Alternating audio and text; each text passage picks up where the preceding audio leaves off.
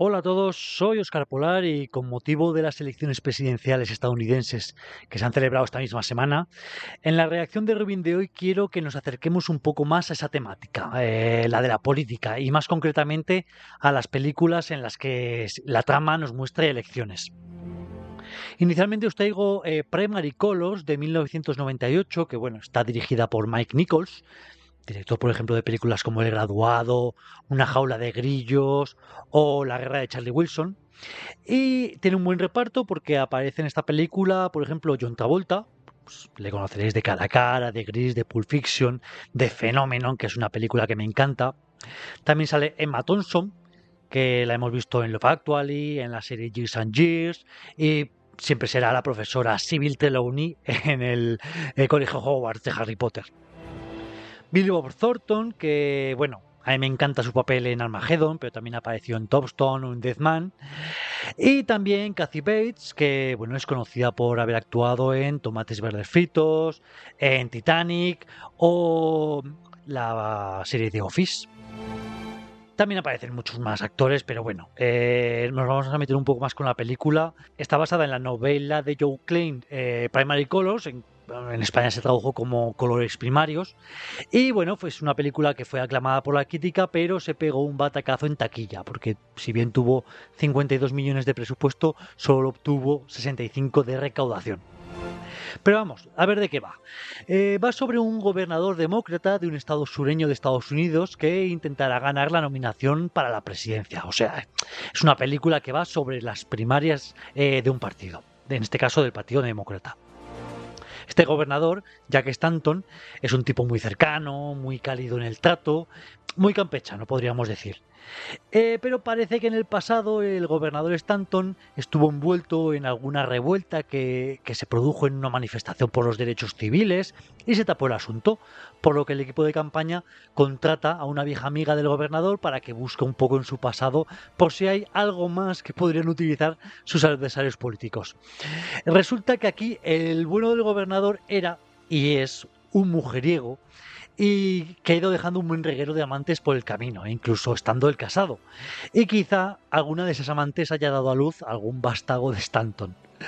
La película, cuya trama os puede parecer más o menos interesante, a mí me parece muy atrayente, la verdad, quizá os llame más la atención si os digo que está inspirado en un político real. Un joven y carismático gobernador de Arkansas que en 1992 se presentó a las elecciones presidenciales de su país y que no es otro que Bill Clinton. Si habéis visto el cartel de la película de Primary Colors, sin duda coincidiréis conmigo que el parecido de John Travolta con Clinton, pues como está peinado y tal, es sublime. Incluso se puede ver a Hillary Clinton, su esposa, representada en el papel de Emma Thompson. Os recomiendo mucho esta película porque además de que no habla de unas elecciones normales, sino que son unas primarias, algo que quizá estamos menos acostumbrados de ver en pantalla, pues nos muestra una faceta de la política que se nos suele ocultar, que es la de tapar los trapos sucios del candidato. Esto, si en cualquier democracia puede ser un escándalo, si sale a la luz, en Estados Unidos es súper flagrante porque tienen la convicción de que un presidente tiene que tener un historial personal impoluto. Al menos eso es lo que se pensaba antes. Recientes candidatos han demostrado que eso ya es cosa del pasado y que ahora cualquiera puede presentarse al puesto más importante no solo de su país, sino me atrevería a decir del mundo entero, aunque haya sido imputado por varios delitos. La segunda película que os traigo hoy es La cortina de humo de 1997. Bueno, se llama La cortina de humo en España, pero se la tituló Mentiras que matan en Argentina y Escándalo en la Casa Blanca en el resto de Hispanoamérica. Pero bueno, el título original es Walk the Dog, que así es como se llamó en Estados Unidos. Está dirigida por Barry Levinson, director de películas como Rain Man, Good Morning Vietnam y más recientemente es uno de los productores ejecutivos de la serie Dopesick, la que está creo protagonizada por Michael Keaton. También está basada en una novela, American Hero, de Barry Beinhardt, y tiene música de Mark Knopfler, el guitarrista de Dire Straits, ojito. Y bueno, desde luego tiene un repartazo, porque sale Robert De Niro, Dustin Hoffman, Annette, incluso una jovencísima Kristen Dunst, que bueno, será nuestra Mary Jane en Spider-Man toda la vida. Tuvo 15 millones de presupuesto y 64 de recaudación, así que bueno, se la puede tomar como éxito de taquilla. ¿Pero de qué va? Pues tenemos a un presidente ocupando el despacho oval de la Casa Blanca y en unas pocas semanas serán las votaciones para ser reelegido. En principio va por delante en las encuestas, pero de repente salta un escándalo a la palestra. Durante una visita escolar de unos alumnos a la Casa Blanca, el presidente se queda solo con una chica y le hace algún tipo de insinuación sexual. Claro, gabinete de crisis. Hay que desviar la atención de la noticia con algo más gordo. Se contratará a Conrad Brin, que es el papel de Robert De Niro, que es lo que se viene a llamar un fontanero, para que solucione el problema. O sea, estos tipos que están en los fondos de la política resolviendo asuntos, y yo creo que se llaman fontaneros porque si hacen bien su trabajo, todo va bien, pero si lo hacen mal, todo se mierda. Bueno, a él lo que se le ocurre es simular una guerra, que es un acontecimiento lo suficientemente importante como para que se abandonen los rumores sexuales y se centren en él, en el conflicto. Pero claro, ¿con quién te pones en guerra? Pues con Albania, pues, que es un país lo suficientemente alejado como para no estar de tú a tú y que la gente se pueda enterar, y lo puedes vender como que es guerra contra el terrorismo y tal. Bueno, pues Conrad, Robert De Niro, a su vez, se pone en contacto con un productor de Hollywood, Stanley Motz, que es el interpretado por Dustin Hoffman, pues para que les produzca su guerra como si fuera una película. O sea, para dar al público la percepción de que en realidad Estados Unidos está en conflicto con un país a miles de kilómetros de distancia. Bueno, pues grabarán vídeos de las batallas, crearán falsas noticias, dar a luz a movimientos civiles de apoyo a las tropas, pues canciones, merchandising, todo lo que se genera alrededor de una guerra. Solo hay que aguantar unas pocas semanas hasta que llegue el día D y el presidente sea reelegido. Bueno, si os pensáis que esto del escándalo sexual y tal os vuelve a recordar a Bill Clinton, no, en este caso no lleváis razón, porque esta película es anterior, por ejemplo, al caso Levinsky, pero sí que se han trazado paralelismos como que a lo mejor tiene algo que ver con esa operación Tormenta del Desierto que dio a luz George Bush padre, y que la novela coquetea con que, bueno, el presidente del que habla aquí está emparentado con este George Bush. Otra de las películas que os traigo es The Purge Election Year de 2016, que así se tituló en Estados Unidos. 12 horas para sobrevivir, el año de la elección en Hispanoamérica, y Election, la noche de las bestias, en España. Y esta es la tercera película de la franquicia de La Purga, después de The Purge y Anarchy. Y después de Election todavía tendría que llegar la primera Purga, que es la cuarta película, la Purga Infinita, que es la quinta. Ahora hay incluso una serie de televisión sobre la Purga, pero es que creo que está en desarrollo una sexta. O sea, parece que esta franquicia no tiene fin. Y como en las dos películas anteriores, sigue estando dirigida por James de Mónaco, que es por ejemplo el director de Staten Island, y está producida por Jason Blum y Michael Bay. Y de dinero, pues le fue bastante bien, porque con solo 10 millones de presupuesto, una película relativamente barata, pues obtuvo 118 millones de recaudación. O sea, la franquicia de La Purga, la verdad es que es una saga que funciona bastante. Y ya a título de curiosidad os puedo decir que, aunque es la tercera película de la saga, esta es la primera que yo vi de la franquicia. Luego ya me acerqué al resto, pero bueno, yo sin saber de qué iba un poco la trama, la vi y la verdad es que me gustó. Os cuento quién aparece en esta película. Pues tenemos a Frank Grillo, que apareció en Prison Break, en Capitán América Civil War, que era este jefe de escuadrón que iba contra el capitán, y también recientemente en la película Post Level, que es esa que aparecía con Mel Gibson, creo que hablamos de ella en una despensa de Alfred, pero es que va a aparecer en la próxima película de Superman, la de James Gunn, así que, bueno, a ver qué tal. También tenemos a Elizabeth Mitchell, que bueno, ha aparecido por ejemplo en Once Upon a Time, en Frequency, pero para mí siempre será Juliet de Perdidos, de la serie Lost. Y también tenemos a Michael T. Williamson, que le quiero nombrar porque es Bubba de Canvas Bubba Camp en Forrest Gump. Como veis, estos actores son más bien tirando a desconocidos o, bueno, de segundo o tercer nivel. Pero bueno, veamos de qué va la película. Por ponernos un poco en contexto sobre la franquicia, pues la Noche de la Purga es una velada que se celebra desde hace décadas y que son unas pocas horas, creo que entre la puesta y la salida de sol, donde se puede cometer cualquier asesinato sin miedo a repercusiones penales. Bien, pues en esta tercera película de la franquicia tenemos a una senadora que se presenta a la presidencia de los Estados Unidos y que ha prometido que de llegar a la Casa Blanca eliminará este festejo de la purga. Al fin y al cabo coincidiréis conmigo que es una salvajada.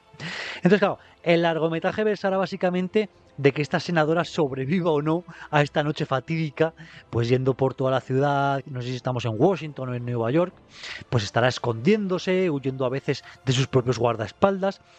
Y si bien esta elección de la purga no es exactamente una película que verse en sí de las elecciones, sí que me parecía interesante mostrar que en ocasiones esas votaciones a la presidencia, pues a lo mejor de cualquier país o de la Casa Blanca, que es un poco lo que nos ocupa hoy, pues esas votaciones pueden darse bajo un foco de presión, pues como puede ser una guerra, como puede ser una pandemia, que eso ya lo hemos vivido, o una noche de las bestias, que es lo que ocurre en esta película.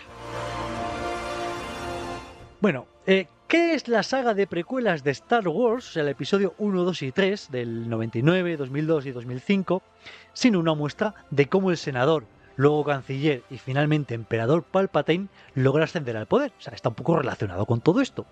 Estas tres películas fueron muy criticadas en su día por parte del fandom por ser demasiado políticas, pero a mí me encanta la política, así que no tengo ningún problema con ellas. Trazando paralelismos, he llegado a pensar que la política de nuestro país, de España, pues no difiere tanto de la política de la República Galáctica. Pues en Star Wars tenemos un sinfín de sistemas planetarios con sus propios gobernantes, que son elegidos y que seguramente tengan sus cámaras representativas dentro del planeta. Pues esto en nuestro país podría ser las comunidades autónomas, por ejemplo, en las que se eligen unas cortes o un parlamento, una junta, vamos, unas asambleas de diputados autonómicos que velarán por los intereses de sus votantes y legislarán pues solo para esa comunidad autónoma o planeta en el caso de Star Wars. Pues bueno, al igual que aquí elegimos al presidente o presidenta del gobierno autonómico, en Star Wars parece que hacen lo mismo con los gobernantes planetarios. Así, en el episodio 2, en el ataque de los clones, se habla de que Amidala fue elegida reina de Naboo desde muy joven y que, pues acabado su periodo para el que fue elegida, el pueblo quiso extender ese tiempo, pero en cambio ella prefirió presentarse a senadora de la República. Claro, a priori parece que cada sistema planetario tiene un representante en el Senado de la República Galáctica, en Coruscant, independientemente de que sea un planeta más o menos poblado. Esto se podría trazar una similitud con el Senado americano, donde pues cada estado tiene a dos senadores, uno junior y otro senior, para hacer un total de 100 senadores en la Cámara representando a los 50 estados, independientemente de su densidad de población. Da igual que sea de Texas, de California, que tienen un montón de población, o Maine, que es chiquitita. No, da igual, cada estado tiene dos senadores. Y lo que parece, visto en las películas, insisto, es que al jefe del poder ejecutivo, al canciller, se le elige por votación de estos senadores. O sea, no serían los habitantes, los ciudadanos en sí, los que elegirían directamente al canciller, sino que por democracia representativa serían los miembros electos del Senado los que votarían a su líder.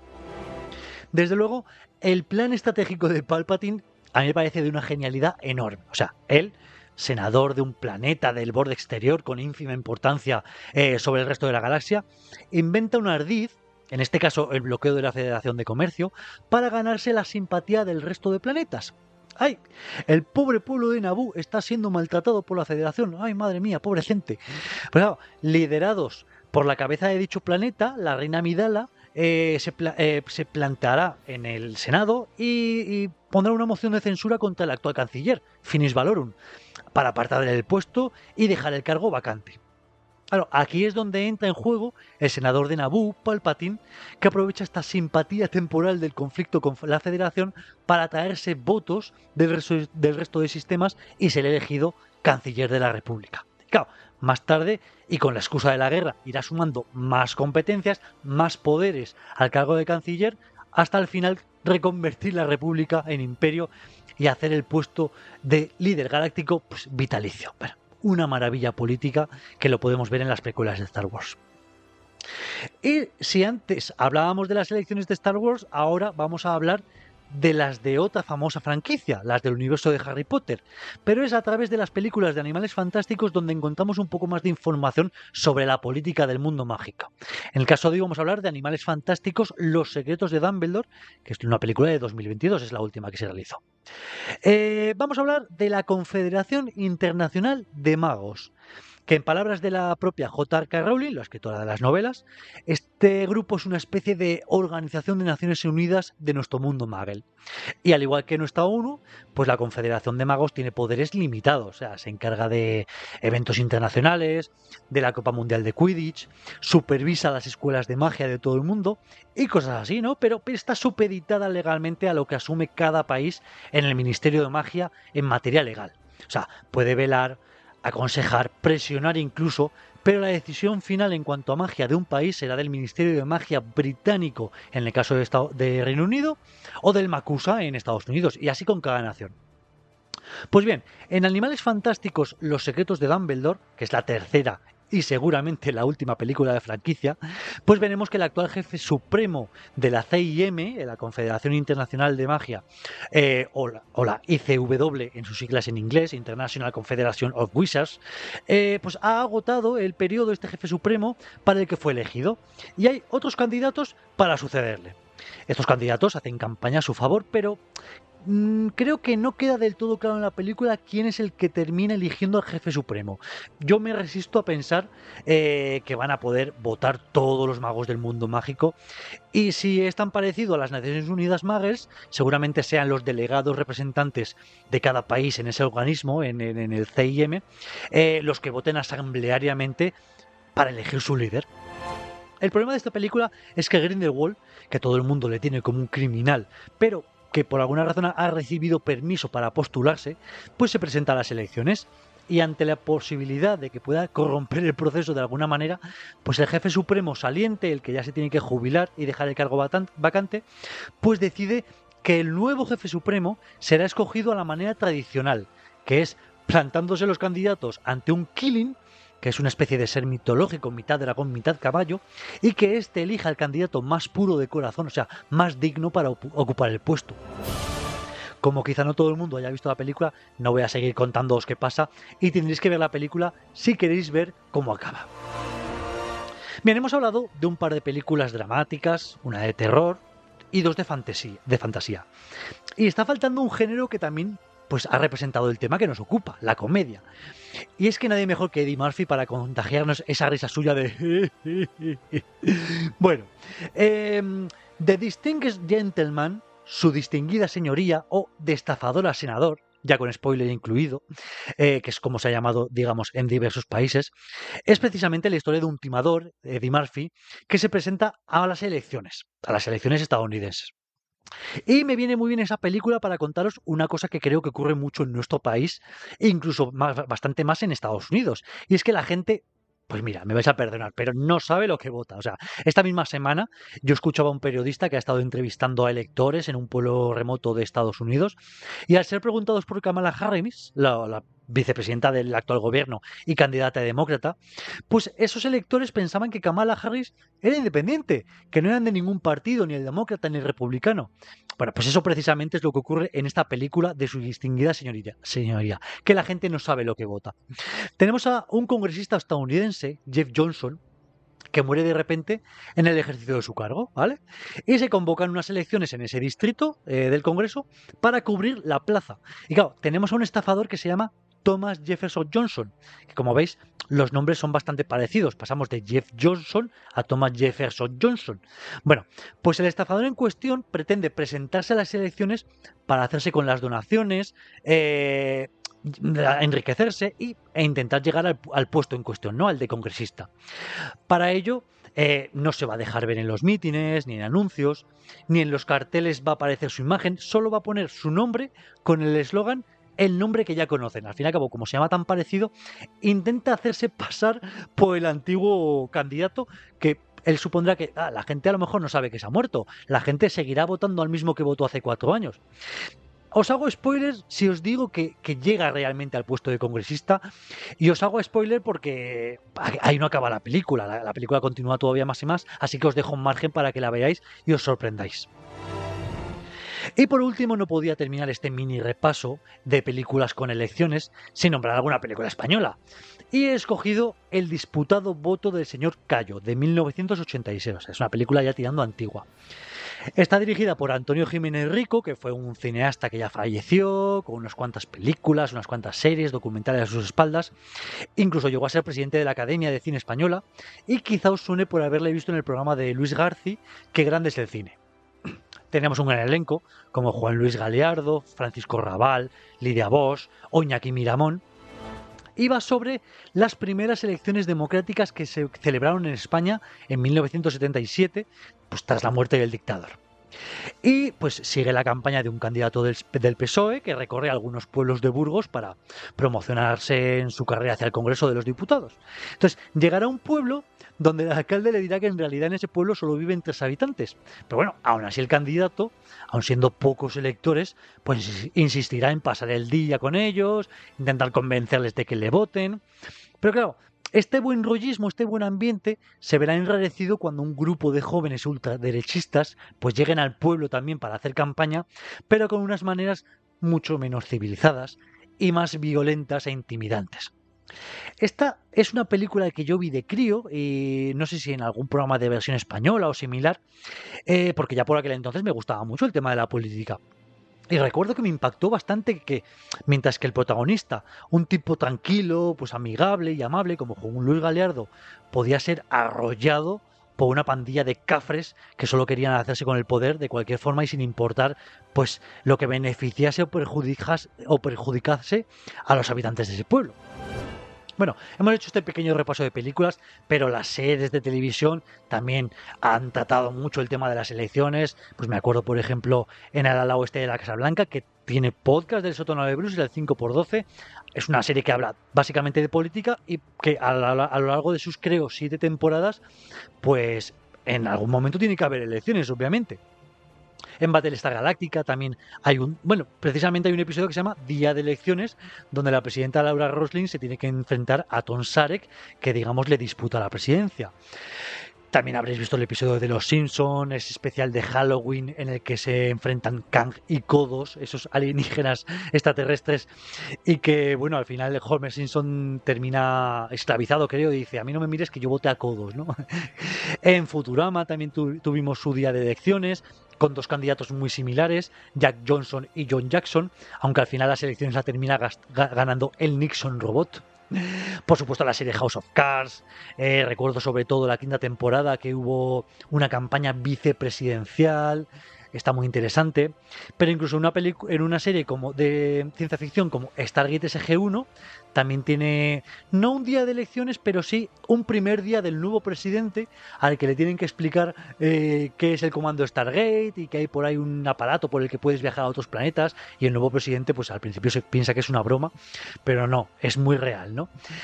Bueno, recordad que hay 2 reacciones de Robin, en realidad una reacción de Robin en 2 partes sobre Stargate SG-1, si sois fans de la serie de televisión, ahí podéis escucharlo. Y nada, pues concluir un poco, que os guste más o menos, la verdad es que la política nos rodea. Para mí, una trama de elecciones siempre te mejora un producto, ya sea una película o una serie. Y bueno, aunque estas películas sean un entretenimiento, de las que os he hablado hoy, pues siempre se puede aprender de lo visto, ya que creo que dejan un pozo en quien las ve, ¿no? Lo que os he dicho antes, pues que puede haber un escándalo, que pueda haber algo turbio, que también hay que tomárselo con un poco de risa, de comedia. Y bueno, mi recomendación en lo personal es que siempre penséis muy mucho a quién vais a votar y que lo hagáis siendo conscientes de que estáis confiando a una persona o a un partido vuestra representatividad durante los siguientes 4 años para cualquier tema político, y que no tiene vuelta atrás hasta agotar la legislatura. Así que, por favor, no votéis por votar, por castigar o por joder al que está en el poder. Hacedlo con mesura, inteligentemente, pensándolo bien, y a quien creáis que os va a defender mejor en vuestros intereses. Adiós.